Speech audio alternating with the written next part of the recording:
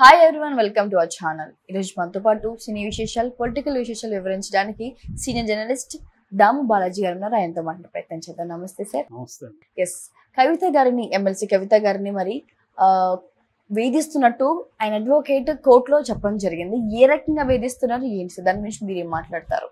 కవితను ED enforcement directorate వేధిస్తూ ఉందని ఎవరో కాదు, సాక్షాత్తు very senior advocate, supreme court advocate Abhishek Manu Singhvi ఆయన ఆరోపించారు. సో మామూలుగా ఒక యాపిల్ ఒక రోజుకి తింటే డాక్టర్ని అవాయిడ్ చేయొచ్చు అంటారు. అలాగే ఈడీ ఒక సమ్మన్ ఇస్తే ఈడీకి సాటిస్ఫాక్షన్ అని కూడా ఆయన అన్నారు. సో ఈడీ ఒక ఇన్వెస్టిగేటివ్ ఏజెన్సీ లాగా కాకుండా అది వేధిస్తున్న ఏజెన్సీగా మారిపోయింది అన్న తీవ్ర ఆరోపణలు ఆయన కోర్టులో నిన్న చేశారు. సో దీని నుంచి చాలా స్కూప్, అంటే చాలామంది ఏం రాస్తున్నారంటే మీడియాలో కవితను ఓన్లీ ఇప్పటివరకు వేధించిన దాని గురించి ఆయన చెప్పారు. ఎక్కడెక్కడ అంటే ఆమెకు ఊరికైనా నోటీసులు పంపించడం, ఆమెను అరెస్ట్ చేయడం, ఆమెను ఢిల్లీ పిలిపించి ఆ మధ్య కూడా లాస్ట్ ఇయర్ కూడా 3 సార్లు అడిగిన ప్రశ్నలే అడగడం, వాళ్ళ దగ్గర కొత్త ప్రశ్న లేదు, కొత్త డేటా లేదు, అడిగిందే అడగడము. ఇది హరాస్మెంట్ తప్ప ఇంకేం కాదు. అంటే ఇప్పుడు ఎన్ని రకాలుగా అడుగుతారో ఒకే ప్రశ్నని 4-5 రకాలుగా 10 రకాలుగా అడగడం ఇదే చేస్తుంది. కవిత కూడా ఆ మధ్య కూడా అనింది, ఇది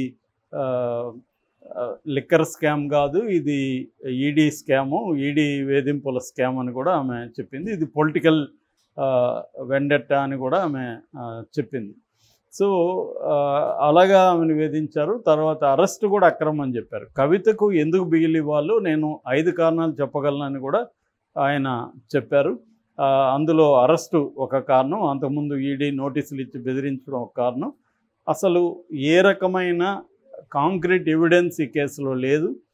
అప్రూవర్గా బలవంతంగా మార్చి కొంతమందిని వాళ్ళ దగ్గర చెప్పించారు తప్ప ఏ రకమైన మెటీరియల్ ఎవిడెన్స్ కానీ డాక్యుమెంటల్ ఎవిడెన్స్ కానీ ఏ రకంగానూ కవితను ఇన్వాల్వ్ చేసే విధంగా లేదు. రెండోది ఏంటంటే ప్రొసీడ్స్ ఆఫ్ క్రైమ్, అంటే ఈ క్రైమ్ వల్ల వచ్చిన ప్రొసీడ్స్ అంటే లాభం ఏదైతే ఉందో, అంటే డబ్బులు, ఆ డబ్బులు జాడ ఇప్పటి వరకు ఎక్కడ కూడా వీళ్ళు ఎస్టాబ్లిష్ చేయలేదు. కాబట్టి ఇది కేవలం వేధింపులే, అందుకని బెయిల్ ఇవ్వండి అనేది ఆయన అడిగారు. దానికి అప్పుడు కావేరీ బవేజా గారు, మీరు మధ్యంతర బెయిల్ కోసం వాదిస్తున్నారా, రెగ్యులర్ బెయిల్ కోసం వాదిస్తున్నారని కూడా అడిగారు. అప్పుడు అభిషేక్ సింఘ్వి ఏం చెప్పారంటే, నేను రెండింటి కోసం వాదిస్తున్నాను, ఒకవేళ మీరు మధ్యంతర బెయిల్ ఇచ్చినా ఇవ్వకపోయినా రెగ్యులర్ బెయిల్ అనేది ఓపెన్గానే ఉంటుంది, కాబట్టి దాని మీద కూడా నేను వాదిస్తున్నానని చెప్పారు. రెండోది కోర్టు ఎప్పుడు కూడా నిందితులకు విస్తృతమైన ఉపయోగం ఉండే విధంగా చేయదు, పరిమితంగానే చేస్తుంది. అందుకని నేను ఆర్గ్యుమెంట్స్ ఇలా చేస్తున్నాను అనేది కూడా ఆయన చెప్పారు. దానికి కౌంటర్గా స్పెషల్గా అపాయింట్ అయిన వీళ్ళ తరపున, ఈడీ తరపున అడ్వకేటు ఆయన కూడా గట్టిగానే, సోహెబ్ హుస్సేన్, ఆయన కూడా గట్టిగా ఆర్గ్యూ చేశారు. ఈడీ తరపున ఈడీ చట్ట ప్రకారమే వెళ్తుంది, పిఎంఎల్ఏ చట్టాన్ని అనుసరించి ఈడీ చేస్తుంది, కానీ ఆయన అనవసరమైన ఆరోపణలు చేస్తున్నాడని ఈడీ చెప్పింది. అయితే ఇక్కడ దీన్ని బేస్ చేసుకొని కొంతమంది ఏం మాట్లాడుతున్నారంటే, కవితను జైల్లో కూడా ఇంటెలిజెన్స్ అధికారులు వేధిస్తున్నారు. అంటే జైల్లో ఇంటెలిజెన్స్ అధికారులు వెళ్తారా, వెళ్తే ఎలా వెళ్ళాలి, ఎవరి పర్మిషన్ ఉండాలి, ఇవి చర్చకు వస్తున్నాయి. మామూలుగా నేను 8 months జైల్లో ఉన్నప్పుడు ఇంటెలిజెన్స్ వాళ్ళు వచ్చేవాళ్ళు జైలుకి.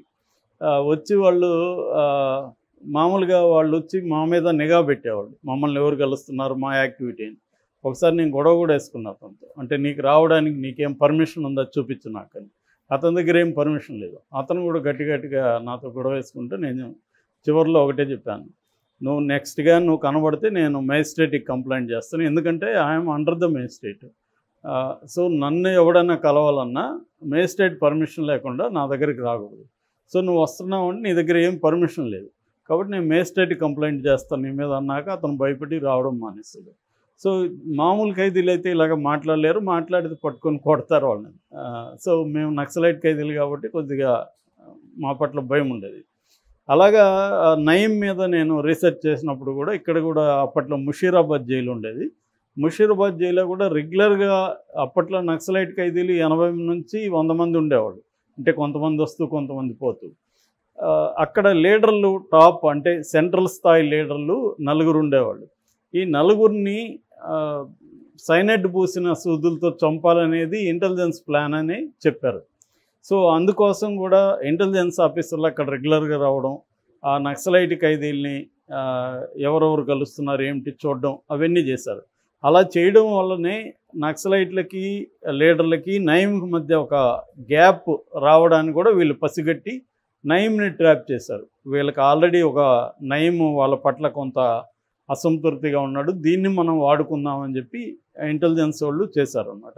అలాగా జైళ్ళల్లో కూడా ఇంటెలిజెన్స్ ఆఫీసర్లు కావచ్చు, ఇంటెలిజెన్స్ కానిస్టేబుల్ కావచ్చు వెళ్ళి అక్కడున్న నిందితుల మీద నిఘా పెట్టడం, వాళ్ళు యాక్టివిటీ ఏం చేస్తున్నారు ఇవన్నీ చూడడం, లేదా వాళ్ళని ఇన్ఫ్లుయెన్స్ చేయడానికి ట్రై చేయడం, ఇవన్నీ కూడా చేస్తారు. ఇప్పుడు కవిత మీద వీళ్ళు ఎందుకు వేధింపులు కానీ ఎందుకు ఫోకస్ చేస్తున్నారంటే ప్రధానంగా కవితను అప్రూవర్గా మార్చుకుంటే ఇతన్ని ఈజీగా జైల్లో ఎక్కువ కాలం పెట్టచ్చు కేజ్రీవాల్ని.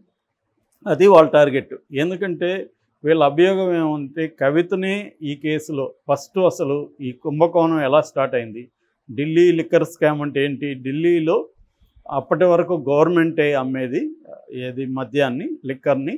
ఫస్ట్ టైము 2021-22కు ఆ ఇయర్కు ఫైనాన్షియల్ ఇయర్కు లిక్కర్ని ప్రైవేటైజ్ చేద్దాం అనేది ప్లాన్. దాదాపు 32 జోన్లలో 839 అవుట్లెట్స్ ఉన్నాయి. ఆ అవుట్లెట్స్ని ప్రైవేటీకరణ చేయాలి. ఈ ప్రపోజల్ తీసుకెళ్ళిందే కవిత కేజ్రీవాల్ని కలిసి ఇలాగా మీరు కానీ ప్రైవేట్గా చేస్తే నేను కోఆర్డినేట్ చేస్తాను, నాకు తెలిసిన లిక్కర్ లాబీ ఉంది, ఇండ్ స్పిరిట్స్ అని ఉన్నారు, వాళ్ళతో నేను కోఆర్డినేట్ చేసి నేను మీకు 40 ఫండ్ ఇప్పిస్తాను, అడ్వాన్స్గా 100 crores మీకు నేను ఇప్పిస్తాను అనేది ఆమె డీల్ చేసిందనేది చెప్తున్నారు. సో ఇప్పుడు ఈ ఆరోపణకి వాళ్ళ దగ్గర ఎటువంటి సాక్ష్యం కూడా లేదు. అంటే వాళ్ళు ఆరోపిస్తున్నారు తప్ప ఈ ఆరోపణకి వాళ్ళ దగ్గర ఏం లేదు. సో కవిత కానీ అప్రూవర్గా మారిపోతే వీళ్ళు చెప్పినట్టు ఆమె చెప్తుంది కదా.